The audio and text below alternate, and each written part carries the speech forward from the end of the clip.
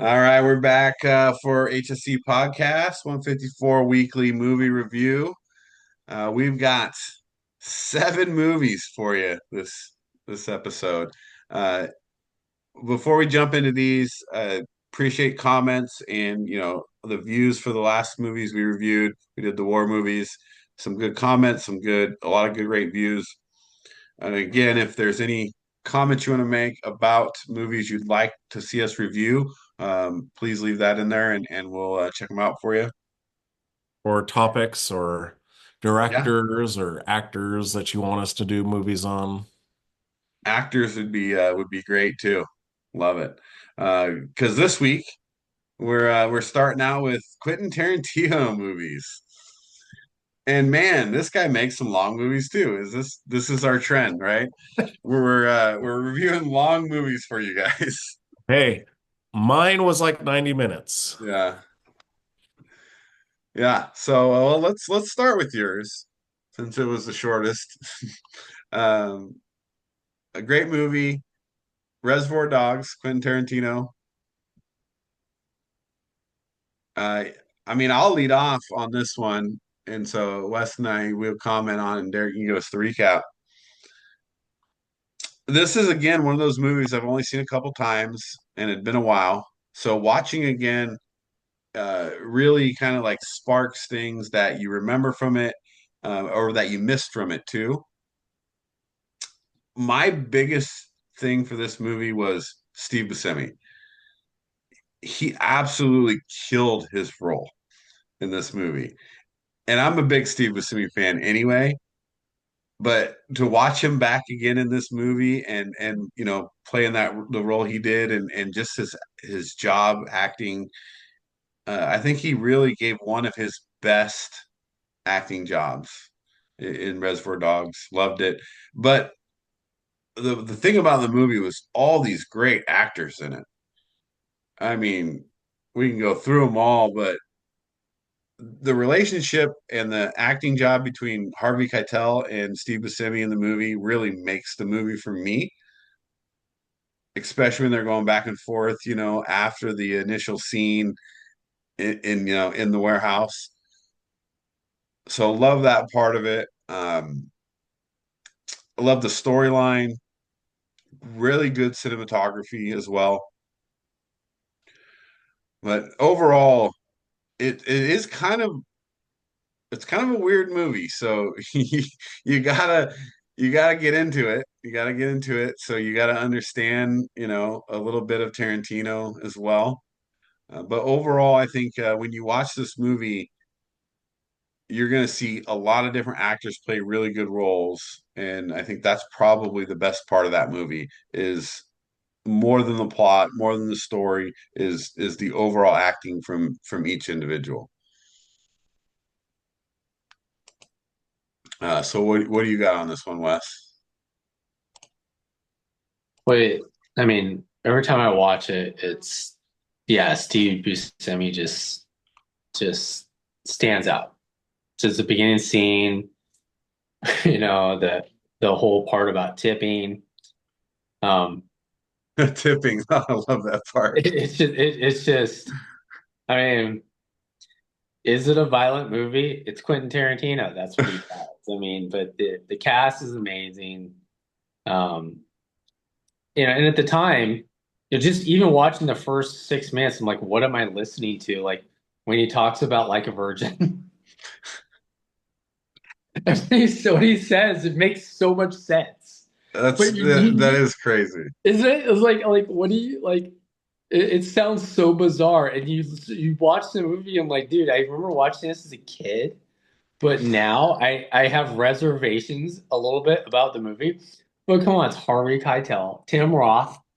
I mean, back then, Tim Roth was like one of the, he's the biggest independent movie actors there was. I mean, very underrated. Michael Madsen's in it. Just gotta watch it. You just probably don't watch it with your 8-year-old, but watch it unless your eight. I mean, these 8-year-olds are really smart now. They could absorb it, but yeah, the dialogue, just the writing is amazing. It's a '90s movie. 1992. I mean, they don't make movies like that anymore that you No. can actually see, you know. So Well, I like the also the names, right? yeah, Like it's really cool, they have the Mr. White, Mr. Orange, Mr. Pink, Mr. Blue. That I think that's a cool addition to the movie as well. Can I change my name? yeah. No, if everyone wanted to change their name, they'd all want to be Mr. Black. All right, well, Derek, give us your review. Well, I just remember this, I watched this in high school. Um, One of my favorite movies. It's almost like it could be a play because there's not very many sets. It's mostly dialogue and acting. And that's why I love it. I mean, Michael Madsen, man. Well, I was watching an interview with there's a Bill Burr was talking about like you talk about like crazy people in movies and they're usually like "Rah!" And then you got someone like Michael Madsen, whose character is just so chill. Right. And then you're like, man, that guy is scary. Yeah. Because he's just like, they shouldn't have done that. That's what they get. And then that also was like, man, well, rewatching, I was like, damn, shoot, this would have been perfect for our soundtracks, best soundtracks. Because that soundtrack is amazing in this movie. And like I said, though, it all starts the beginning, sets the whole tone when they're all sitting at the table and Tarantino's discussing like a virgin. And then you got Steve Buscemi talking about no tipping. And then you got Joe reading in his address book about stuff. Just and then you get to the whole classic walk. Like that's been imitated so Yeah. many times after that to start the scene. Um, Yeah, it's in Swingers. It's like Swingers. the slow motion scene in Reservoir Dogs. That's That's the money. money. Remember? He's like, That's it's the money. money. Yep. Yeah, and yeah, the whole cast, like what and see that's what I kind of feel sad about. We don't have movies like this anymore where it's like an independent movie about acting and like dialogue and scenes. And even like, no one's mentioned Chris Penn. Chris Penn was amazing in this Oh too. yeah. So this was Tarantino's first movie that he directed. I mean, he'd written Natural Born Killers and True Romance, but sold both of those before this, so he could make this movie. Yeah, So yeah, and he wrote and produced this one or yeah, directed it. yeah, yeah. This is why when I think Tarantino, I think this movie. I know a Yeah. lot of people think Pulp Fiction or now Inglourious Bastards, Once Upon a Time in Hollywood, like stuff like that. But for me, it's Reservoir Dogs. Yeah, and it's kind of crazy too that you don't really know what's going on. Like you don't know what had happened until they like break it down throughout the movie. And I think that's what makes it kind of exciting and fun to watch. When you start Because getting the backstories of right, everybody. right, backstories come in and the story of what happened, right, comes out too, because they go from that beginning scene to the warehouse scene, and you're like, wait a minute, what happened? I want to know what happened. Yeah. So I think it was well written. It was a really good job by Tarantino in this one. All right, so that's Reservoir Dogs. Check it out. We'll get some shorts out there for you for it. Well, let's go to our next one here. I mean, Derek, you just mentioned it, and this is Wes's movie. So, Derek, why don't you lead us off on Once Upon a Time in Hollywood, written and directed Tarantino. Yep. So this was what the second collaboration for DiCaprio and Brad Pitt with Tarantino. I mean, because Brad Pitt had Inglourious Bastards in this. DiCaprio had Django in this. Um, it's just an it's kind of a cool, and this kind of thing is like you talk about Tarantino. He is a movie buff, and an ode to old Hollywood. And like, you get the bad dude country Western, TV guy, and it's now he's kind of past his prime, going to do spaghetti westerns. And then you have Brad Pitt, who's the stuntman, who's helping him out. And then you weave in the Manson family. Just throw And it in so there. it's like a nice ode to like what could have been, how we can actually get to a point where Sharon Tate and the murders don't happen. And it's like a nice ode to what could have been in Hollywood with like what Sharon Tate and then JC bring. And I mean, you had like, um, what's his name?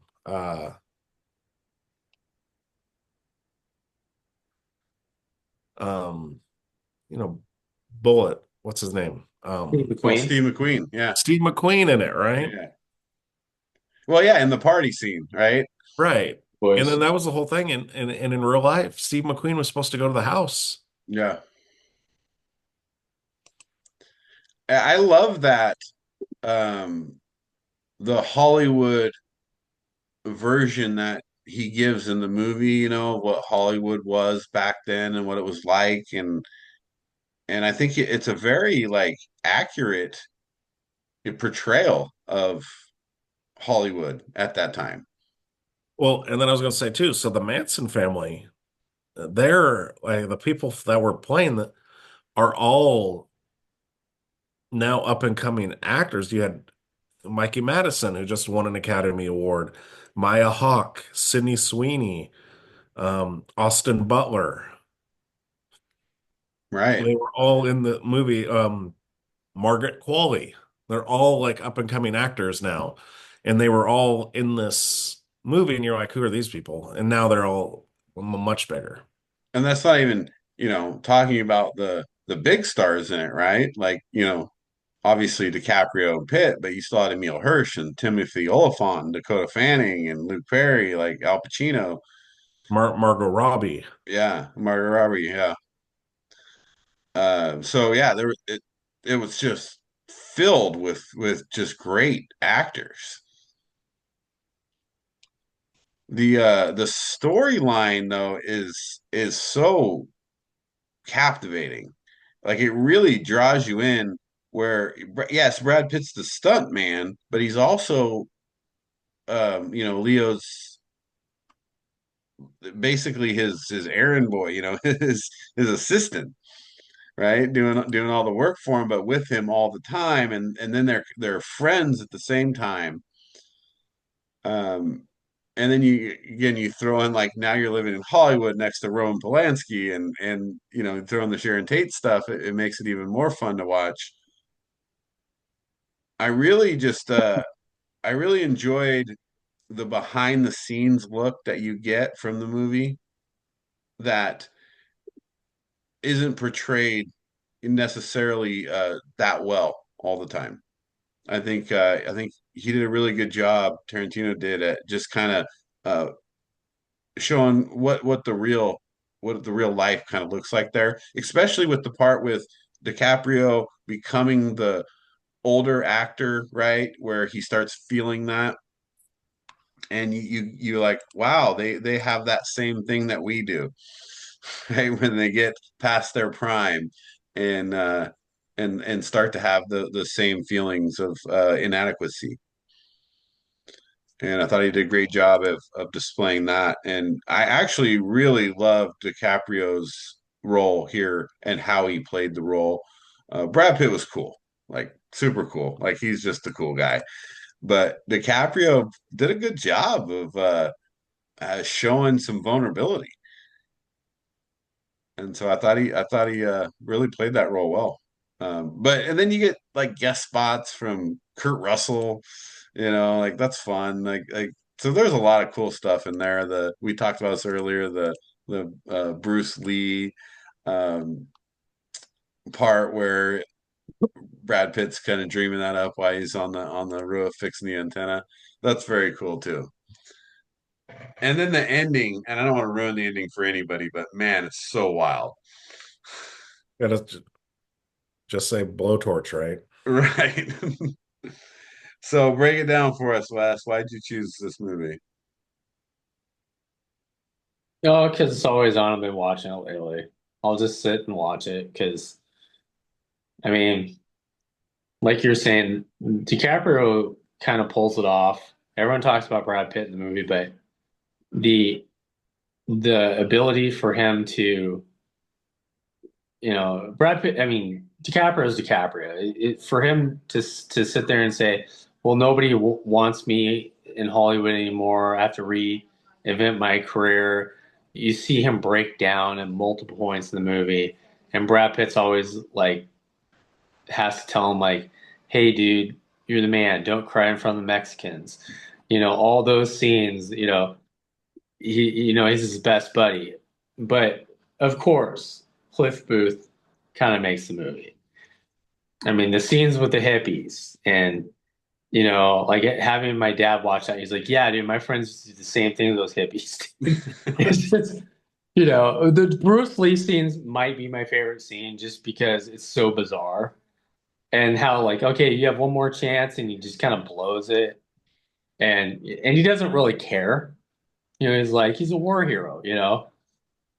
Um, but yeah, it's just the acting, just the true stories, but then how you mix it in with fictional um backstories.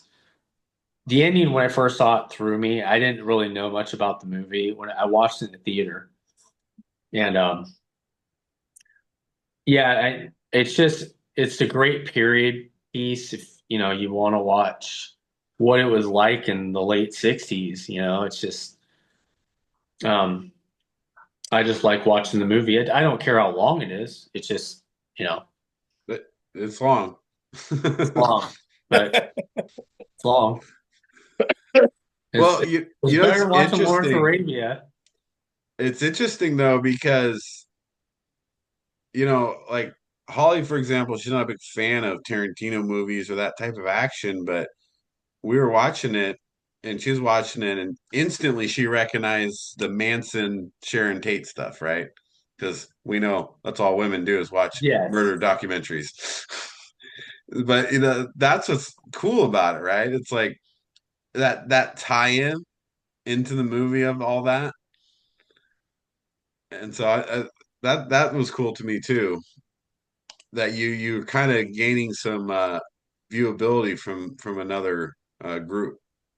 Well, and I mean, with the sad passing away of Brian Wilson, that's the whole thing. It was Dennis Wilson's house Right, from the Beach Boys. And that's why Manson went there because they were used to hang, they were buddies. right.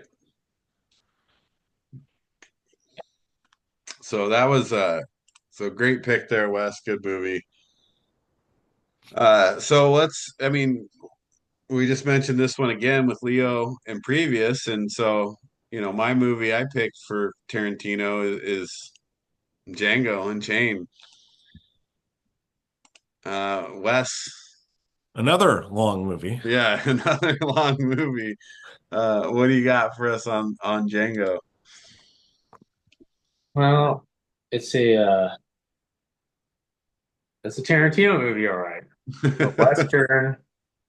We have a African American cowboy who's well, was a slave and gets freed by what's his face, and they go on a killing spree, and he goes back to get his girl that was a slave, and another DiCaprio movie, yeah, where he plays a slave owner.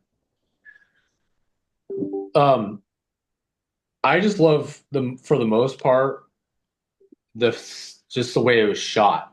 Just it felt Yeah, like when they went to the plantation, you're like, I feel this is real. right. When I'm you there. watch everything about the movie, there's not the detail to everything. The the mansion itself, everything about it was just the detail was amazing. Jamie Foxx, of course, is amazing. DiCaprio, again, it's like you wouldn't expect him to play that type of role, and it had to be awful hard for him to play. I mean, Calvin Candy, um, Christopher Waltz is, of course, is great.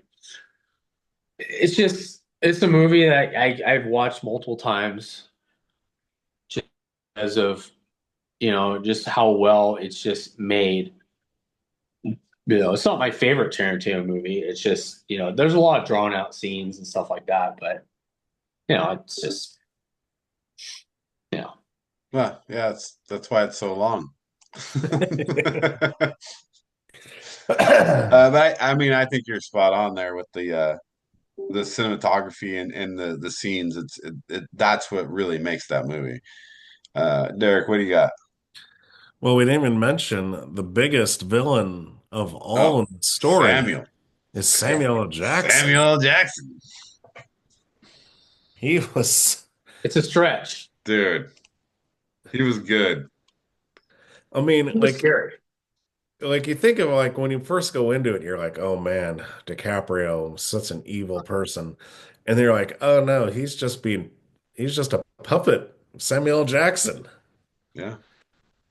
But yeah, that and of course, if Christoph Waltz is in a Tarantino movie, he wins an Oscar. It's just what happens. Yeah. And he was great. It's like whatever Tarantino writes for him is just perfect. But yeah, it was a cool Western, it's Christoph Waltz is a German bounty hunter, and he teaches Jamie Foxx, Django, to be a bounty hunter and become like the fastest draw in the West. The whole scene, it was drawn on until they got to the Candyland, and then that's when it started to pick up for me. And so the whole, the whole once he started meeting with DiCaprio, and then the ending fight, like the battle scene, was totally like a Tarantino over the top action part. But yeah, I love Django. It's not in my top five Tarantino, but I love lots of Tarantino movies, so I can't really say it's a bad Tarantino. But it's very well acted, just long. Yeah, you always gotta I mean, Tarantino obviously just has a way with those ending scenes where everything gets bloody and messy and or over the top in it and that's just his thing. And obviously, you know, he does it in most movies in this movie too. I like this movie for, a couple reasons is, you're addressing, issues that people don't always feel comfortable talking about or watching or things like that. So that's one of the parts of the movie that I like, because you're obviously talking about 1850s, and slavery and things like that.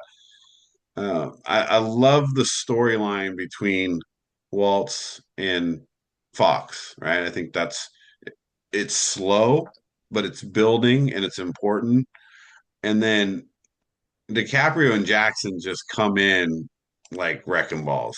Like it just changes the whole movie and makes it really, really watchable and exciting and which is why I think that it got the commercial success, that it did is those two guys coming in and kind of changing the movie. Overall, the job that Jamie Foxx did was really well done. I mean, I'm not a huge Jamie Foxx fan, as far as it's just straight acting. I think he's a funny guy. I think he's great as impressions, things like that. But this is one of the better times that I think that he encompassed the character and really kind of and made it come to life. And so that's why I chose this one for one of the Tarantino movies. And again, it may not be his best movie, but I think some of the roles in it, especially from Walls and Fox and DiCaprio and Jackson, were all played so well that it just makes it a really a good movie to watch. But yeah, you got to be ready to invest some time. So last one, Tarantino, none of us picked it, but we kind of had to throw it in there because I feel like none of us picked it. We got to talk about it. It's Pulp Fiction, right? I mean, how many times have you seen it? How good is this movie? It's interesting as watching it for, I don't know, now it is weird, almost an epiphany. I don't know how many times I've seen this movie. Um, but I was a little bit more like queasy this time around for some reason.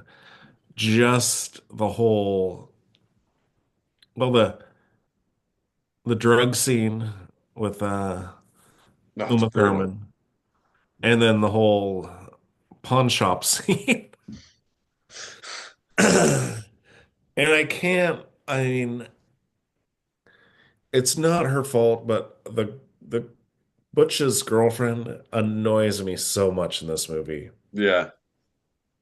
Cannot stand her. But the whole like opening it up with Tim Roth and Amanda Plummer and then going into the start of Samuel L. Jackson with Travolta and then switching back and forth. And so that's what's the interest. It's one of those, it's where it starts there and then you go to a whole story, but they're not in order, right? Yeah. Because the Butch one is the last, supposed to should be last, but yeah, it's kind of like it's,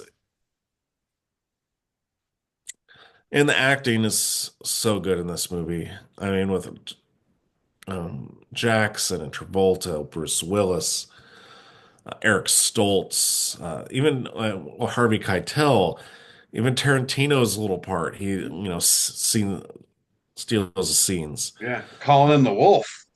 Yeah. Uma Thurman, Ving Rhames, right? I mean,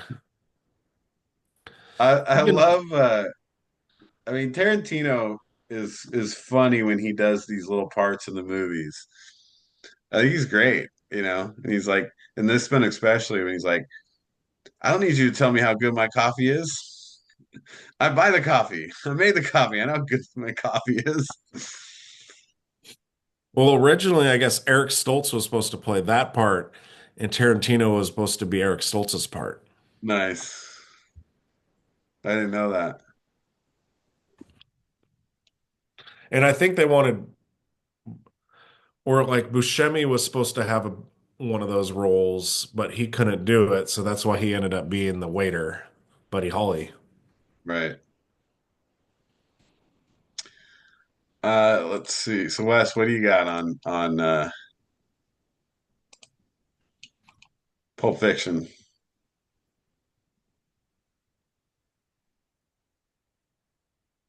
One of the best movies in the last 30 years. I mean, it came out of nowhere as far as like people like, what is this movie? I remember the first time I watched it, it's probably the mid 90s. And it was just, okay.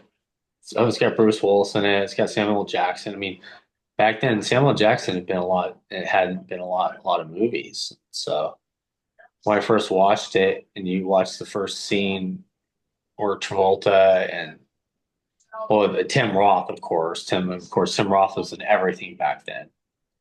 But how it leads into the scene with the burgers and Samuel L. Jackson doing the verses and the violence just up upon that, and then going out to Uma Thurman, and then resurrecting John Travolta's career. The scene with Uma Thurman, it at that point you could just tell that the Tarantino was a guy that new movies. He loved movies, and he loved really cool movies that at the time, and especially nowadays, they just don't.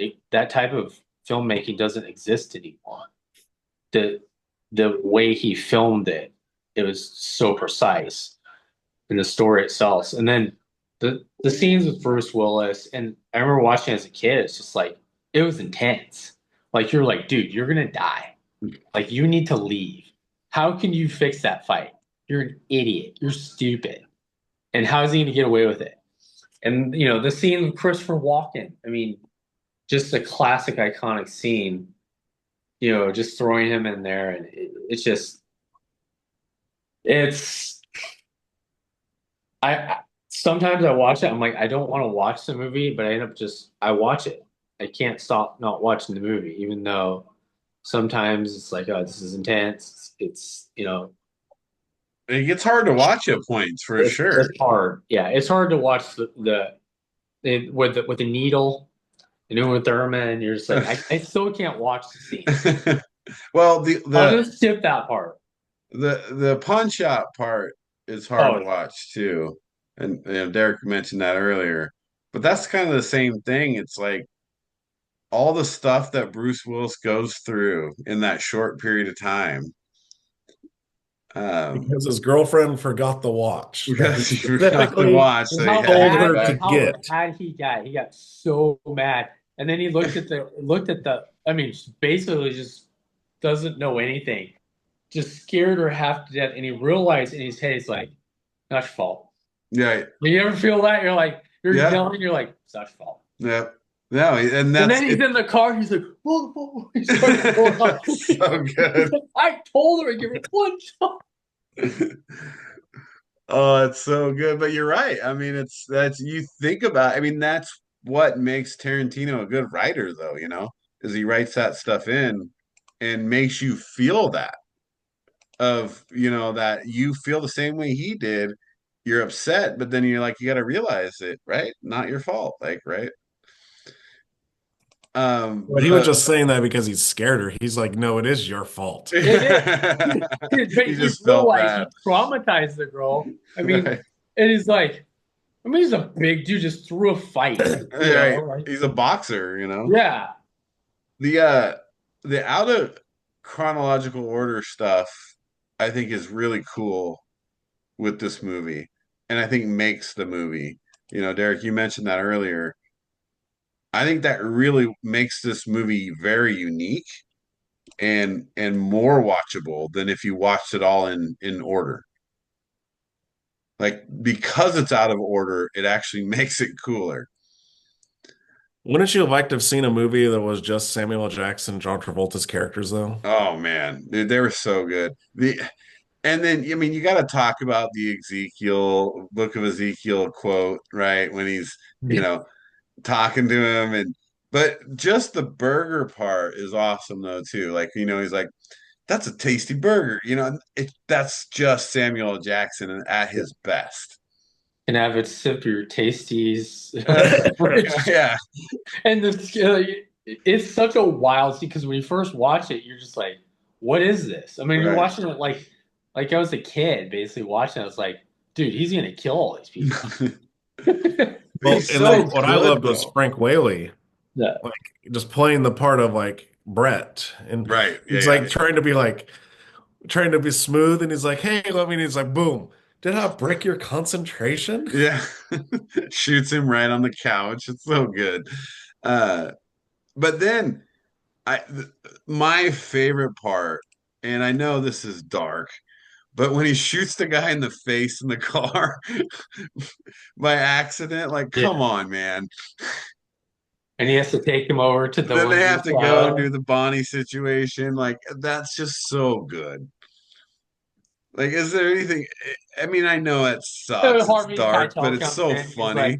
He's like trying to like smooth, like just he's being just Harvey Keitel in a movie. Well, when Samuel Jackson's in the back and he's like, "Why am I in the back? Clean up the brain. You ain't even back cleaning up the brain."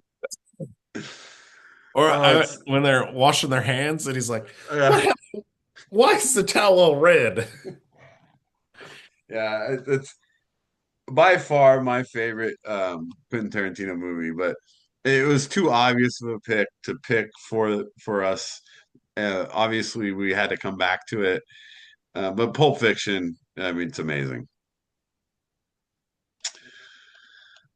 All right, well, let's get into our next three. We gotta move through these.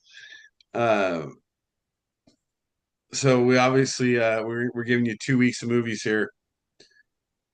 The next one is sequels, right? So sequels to an original movie. And as we talk about these, we don't need to get as deep in these ones as we did, but what makes it a good sequel? What about the first movie was good, and was the sequel good or bad, or why did we pick that? So let's start with Wes's because it's one of my favorite movies. It's Die Hard 2. There too. Well, he switched. Did you do Superman 2? Yeah. Same thing. Will you So do he switched to Superman die. 2? I'll do Die Hard 2. Yeah, it's sometime. So I'll start. I'll do Die Hard 2. Derek, you do Oh, okay. Superman 2. I mean, it doesn't matter. I know Die Hard 2 by heart Right. anyway. I mean, So, of course, we all know it by heart, right? yeah. So Die Hard 1 obviously is one of the best movies ever. We've talked about this multiple times on podcasts. It's really hard to follow up a movie like Die Hard. And Die Hard 2 to me is one of the most underrated movies out there. The storyline is amazing. The plot is amazing. Yes, when you see it the second time, it's not as cool because you know the outcome. But when you see it the first time, you're like, wow, like this is so good that they, you know, and again, I don't want to ruin the movie for people who haven't seen it, but if you haven't seen Die Hard 2 at this point, like you're living under a rock. You have the army, turning because he infiltrated with his own people, and but the whole thing with Bruce Willis, and it's not the same, even though he's like, how can the same thing happen to the same guy twice? Because it's not really as similar as the first one. But it's the same type of thing, right? There's a terrorist situation or taking over the airport and crashing the planes. But he just does, I think he does such a good job in this movie of, kind of playing the good cop, bad cop scenario like he did in the first movie, but in a better way, especially with making he makes friends with the engineer guy or the whatever you call that guy. I don't know what his job is, but the guy who helps him, with the antenna and all that stuff. I think he does a really good job of playing a more middle ground character in that movie. But the movie's just really cool. The end's great. And then you have one of the best lines ever, of course, when he blows up the plane, so you gotta love it. What about the dubbed version, the TV version as the Yeah. original one? Yippee-ki-yay, Mr. Falcon. But very cool storyline though too. I love how they tie like a political um, happening. I mean, not necessarily that that's a real thing, but they use like something that is a real scenario into the movie and how they're trying to take over the airport so they can get the drug kingpin over.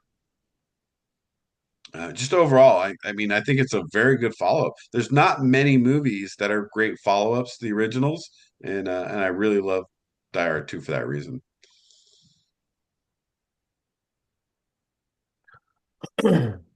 Yeah, I mean, there's not much else to say, Steve. You nailed everything about Die Hard 2. Except the snowmobile scene is awesome. We're on the snowmobiles and Oh, they're yes, with the running around in blank. the back. Gotta love that scene too. And just the whole man, again, I hate ruining the movies, but the whole like the blanks versus the real bullets. It's just really good writing. All right, Wes, what do you got for us? Why'd you pick it? Because it's bigger than the first one. Just look at the trailer. I love just looking at the poster. It says Die Harder. Like really? No, just the lines like in the movie. I mean, I hate to say this. This is a really hard thing to say, but like when I was a kid, I was like, he's kind of like our John Wayne in a sense in that movie. Oh yeah. I mean, of course the first one's the first one. The first one to me always gets ripped when I was like, if I'm nominating a movie in 1980, whatever, I'm nominating that. It's not going to win, but you need to give that a nod. It's such a good action movie. I mean, the writing, everything. But the second one is not that. It's just like we're going to take it to another level. It's all about John. I mean, they're in an effing airport on Christmas. Like, what can we do in an airport? Like the whole stupid scene with like when he has to go the tower and then the plane comes down and he gets in the plane and then the grenades and he has to get out of the plane and the snowball is in the you're in the wrong place at the wrong time and he's like he always has a cigarette in his mouth. I mean, talk about the worst movie for anti-smoking Right. for nowadays. It's just everything about the movie is so 80s. It epitomizes the 80s. You know, I Oh, just when like when every he time I goes start out, dude. Remember when he goes out on the runway and tries to like wave the things and like like this. yeah, get the plane from crashing. You're like, come on, dude. No, but when he ejects from the plane, you know, the lines are classic. How does the same things happen to the same guy twice? It's great. When I was a kid, it was like one of my favorite movies. The plot is good though. Like when you really think about it, and then it's like so the part where they go to the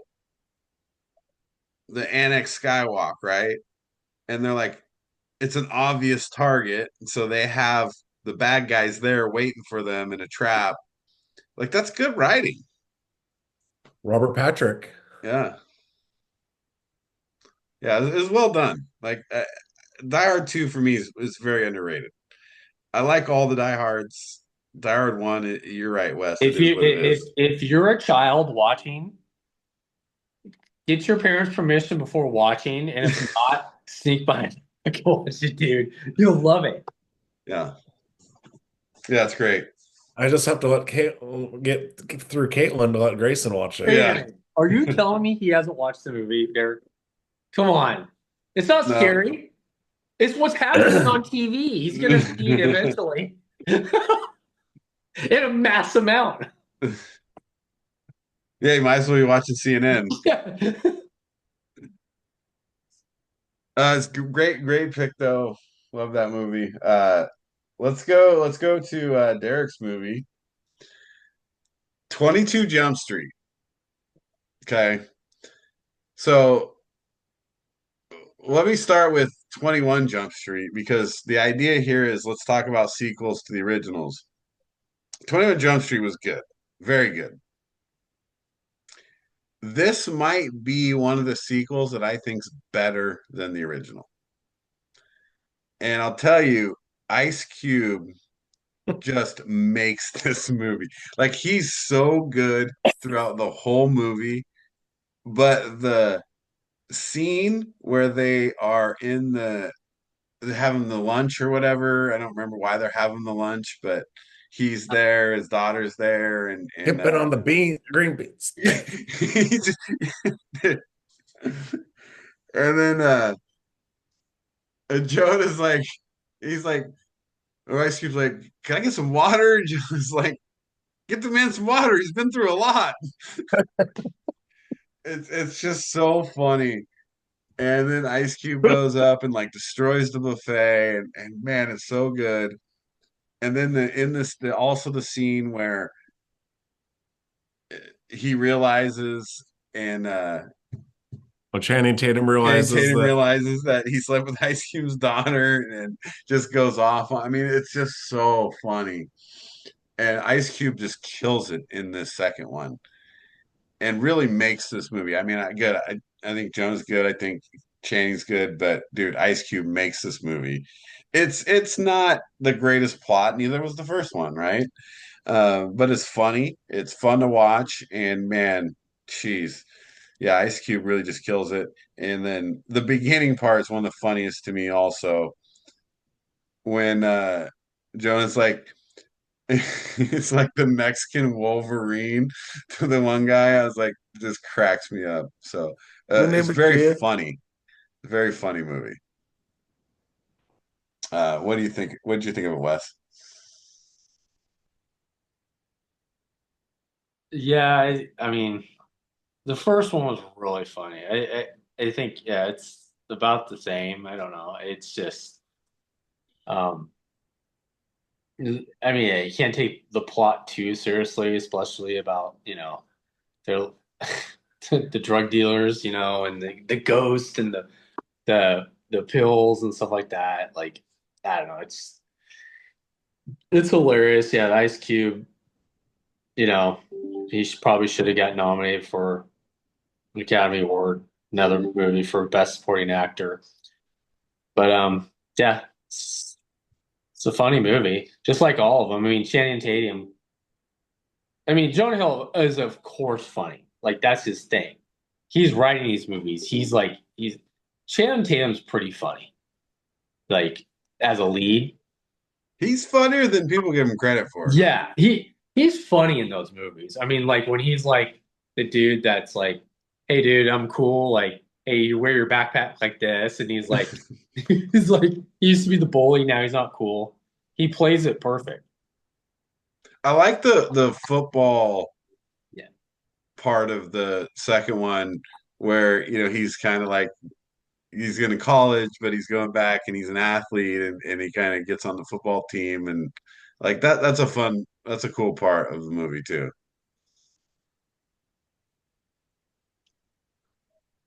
Give us your breakdown, Derek. Yeah, well, I picked this one because for me, I was thinking, um, is there any other movie where you're like have no expectations of it being that great than the first 21 Jump Street, right? You're going in and you're like, okay, just another rehash reboot of a TV show. And then you go in and you laugh your butt off, right? And then they go and make a second one. And for me, I think it does.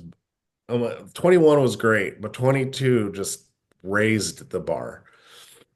And it said it was, but I mean, they made fun of themselves. They talk about it at the beginning. Um, Nick Offerman's like, it's the same movie. It's the same thing. And it was. uh, It's almost the same thing. And that's I what do love that part. the part that I love the best is the first one, they go to high school and Channing Tatum thinks it's gonna be the cool guy and everything, but he turns out to be the loser. And we're like watching and we're like laughing because we're like, oh my gosh, Jonah Hill's cool in high school. What is wrong with this? What is wrong with the world? What's going Right. on? Then you go to college and then it's like, oh, everything's right in the world again. Right. Channing Tatum's now cool again. Yeah. Yeah. And then yes, the whole Ice Cube thing yeah, when Channing Tatum like it's almost like a monkey in his and he's like, wait, oh He's like, but I mean, there is a real. I mean, one of the really funny parts though is what's his name in jail. oh, which one, Uh, Dave Franco or well, no, yeah, no, Franco, but also yeah, what's that guy's name? where is he? Man, I don't remember. Rob Rob Riggle. Rob Riggle. That's what his name is. That whole uh prison scene with them is hilarious too. So And then the whole end of the movie, the credits was right. hilarious. Like all the 23 Jump Street, 24 Jump Street. And they're like, "You're going to culinary school." Yeah, it's good. So I think for me, might be better than the first one. Oh, and All right, then well, Jillian, one more thing, Jillian Bell's all her insults about how old they look. oh yeah. What are you like 40? Well, we're gonna wrap sequel movies here with the best sequel ever. The movie I picked, which is Young Guns 2. So you guys tell me what you think here. Tell the audience what you think about Young Guns 2 compared Young Guns 1, but in general. Well, for me, Young Guns 2 is good, but Young Guns is better. But I like the whole, because this is a true thing. Like, what I like about the Young Guns is it's a sensational thing about Billy the Kid, but they used real act, like the real story, like real, like Doctor, they were Chavez, they were real people. And the whole And Pat Garrett story, and Billy well, the Kid. whole story about Brushy Bill saying that he was Billy the Kid, that happened. Hmm. And so I like that. The only thing that was in real life, Doc Scurlock doesn't die. He actually lives to be like 90 something. But Kiefer Sutherland had other things that he had to film, so he has to be killed off. It, And then, I mean, William Peterson was great as Pat Garrett. Alan Ruck coming in as Henry French.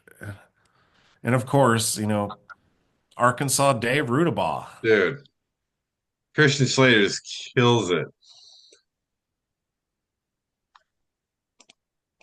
So good. Love Christian Slater's part in there. Wes, what do you got?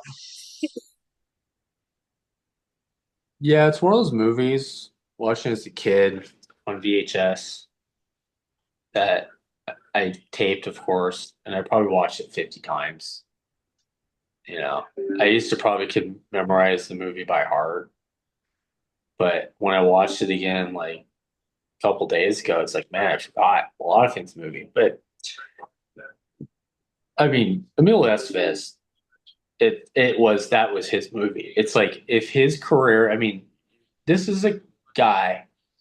If we talk about Apocalypse Now, what Martin Sheen did in his career, and West Wing and the type of long career that he had, and Charlie Sheen had a long career.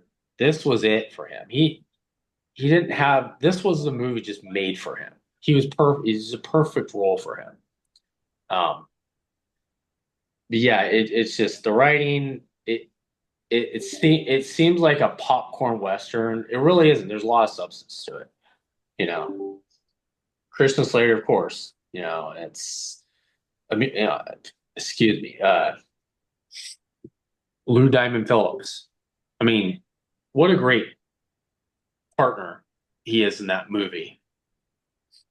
So, but the scary part is Pat Garrett because you want to talk about a dude that was in your circle that knows you, and then again he turns, and then he's after you. You're effed, and it's Yeah. like everybody's after him, and he's still like, oh, I'm going to take on the president. You come out here, and he won't let go, and then he at the end about telling his friend something that wasn't really true just to get everybody together. It's actually a tragedy in a sense. Right. Yeah, It's when he gives the when he tells the truth about the Mexican Blackbird Trail, yeah, and you're like, oh, brutal. And then you it's see like, and Kiefer Sutherland killed that moment in the yeah, movie when he heard that. Like you looked at his face and you're like, man, this guy looked like he was betrayed. yeah, yeah, Yeah, it's and Emilio Estevez, like he is Billy the Kid if you watch these movies. Like yeah, after you watch Young Guns 1, Young Guns 2, anytime you hear the words Billy the Kid, you will see Yeah, Emilio Estevez in your head. I know. And for all you, teachers watching, it is a historical movie. There's a lot of history in it. It's just it helps to have a little bit of action just to get the kids to like a little bit more interested. But yeah, the lines are great. It's very accurate, and like Derek said, there's a few obviously things that they made for Hollywood, but it's very accurate. What I like about the second one is that you don't have to see the first one to enjoy the second one and to understand the second one, because they do a pretty good job of giving a little bit of background into it at the beginning of it. And so where you can really just watch the second one and understand the whole story. And there's nothing better than him coming out at the beginning of the movie, talking to the lawyer, and you're like, Brushy Bill Roberts, aka William H. Bonney, aka Billy the Kid, you know, and that's awesome, at that part of the movie. And then he goes back and starts telling the whole story. But the chase scenes and just being chased the whole movie, and how they go about getting away, and but also what they do while they're doing it. The fight scene with Christian Slater and Chavez, Lou Diamond Phillips. Lou and Phillips, dude, it's so good. And when they're in the going through the Indian burial ground, and he stabs him with the knife in his arm, and he just takes it. Like Yeah. it's so well written. There's a And then lot of good things in this movie, but you also have, William Peterson, Alan Ruck, Kiefer Sutherland, Milo Estevez, Lou Diamond Phillips. I mean, you even have some other people. One of the crazy ones that I didn't even think about until I was watching the movie again is Viggo Mortensen. Vigo. Yeah, I was like, what? yeah, right. I was like, Vigo. Like, that's awesome. Because you don't realize it back then, but now you know him, right? And you look Yeah. back at it and you're like, there's Vigo. So for me, it's a really great movie, and I don't think you need to see the first one to enjoy this one, which is why I think it's a great sequel, because it's just as good in that sense. But you need to see the first and the second one because there is going to be a third one coming out. Yeah. No way. Yep. I It's mean, in, they got to make the money somehow, right? it's in pre-production. Right now they only got um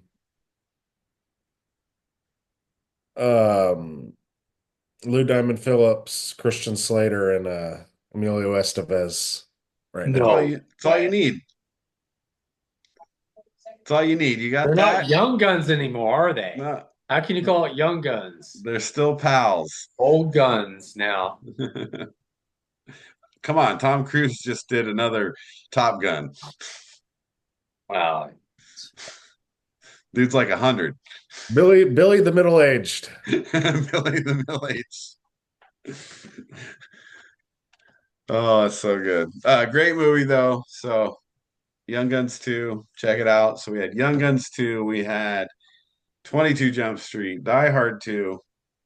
Those are sequels. Check those out. Quentin Tarantino movies, obviously Pulp Fiction, uh, a couple other really good movies in Reservoir Dogs, Once Upon a Time in Hollywood, and Django Unchained. So we'll wrap the movie reviews there. Uh, Again, if there's anything else you guys want to hear, if you're still listening, you're amazing. That's awesome.